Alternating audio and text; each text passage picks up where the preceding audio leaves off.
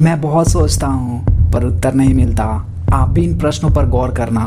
जिस सम्राट के नाम के साथ संसार भर के इतिहासकार महान शब्द लगाते हैं, जिस सम्राट का राज्य चिन्ह अशोक चक्र भारत देश अपने झंडे में लगाता है, जिस सम्राट का राज्य चिन्ह चार मुखी शेर को भारत देश राष्ट्रीय प्रतीक मानकर सरकार चलाती है, जिस देश में सेना का सबसे बड़ा युद्ध सम्मान सम्राट अशोक के नाम पर अशोक चक्र दिया जाता है, जिस सम्राट से पहले या बाद में कभी कोई ऐसा राजा या सम्राट नहीं हुआ जिसने अखंड भारत जितने बड़े भूभाग पर एक छत्र राज किया हो, जिस सम्राट के शासनकाल को विश्व की बुद्धिजीवी और इतिहासकार भारतीय इतिहास का सबसे स्वर्णिम काल मानते हैं, जिस सम्राट के शासनकाल में भारत विश्व गुरु था, सोने की चिड़िया था, जनता खुशहाल और भेदभाव रहित थी, जिस सम्राट के शासनकाल में जीटी रोड जैसे कई हाईवे रोड बने, पूरे रोड पर पेड़ लगाए गए, सराय बनाई गई, इंसान तो इंसान जानवरों के लिए भी प्रथम बार हॉस्पिटल खोले गए, जानवरों को मारना बंद कर दिया गया। ऐसे महान सम्राट अशोक की जयंती उनके अपने देश भारत में क्यों नहीं मनाई जाती,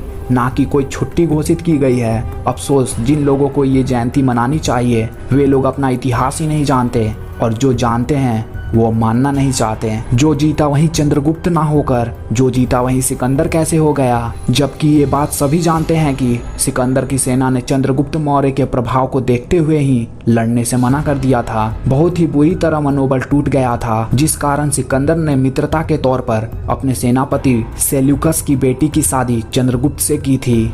महाराणा प्रताप महान ना होकर अकबर महान कैसे हो गया, जबकि अकबर अपने हरम में हजारों लड़कियों को रखैल के तौर पर रखता था, यहाँ तक कि उसने अपनी बेटियों और बहनों की शादी तक पर प्रतिबंध लगा दिया था। जबकि महाराणा प्रताप ने अकेले दम पर उस अकबर के लाखों की सेना को घुटनों पर ला दिया था। सवाई जयसिंह को महान वास्तुप्रिय राजा ना कह शाहजहां को यह उपाधि किस आधार पर मिली, जबकि साक्ष्य बताते हैं कि जयपुर के हवा महल से लेकर तेजो महल है आज का ताजमहल तक महाराजा जयसिंह ने ही बनवाया था। जो स्थान महान मराठा क्षत्रिय वीर शिवाजी को मिलना चाहिए वो क्रूर और आतंकी औरंगजेब को क्यों और कैसे मिल गया। स्वामी विवेकानंद और आचार्य चाणक्य की जगह गांधी को महात्मा बोलकर हिंदुस्तान पर क्यों थोप दिया गया। तेजो महल है, ताजमहल, लाल कोट, लाल किला, फतेहपुर सिकरी का देव महल, बुलंद दरवाजा एवं सुप्रसिद्ध गणितज्ञ वराह मिहिर की मिहिरावली, महरौली स्थित वेधशाला, कुतुब मीनार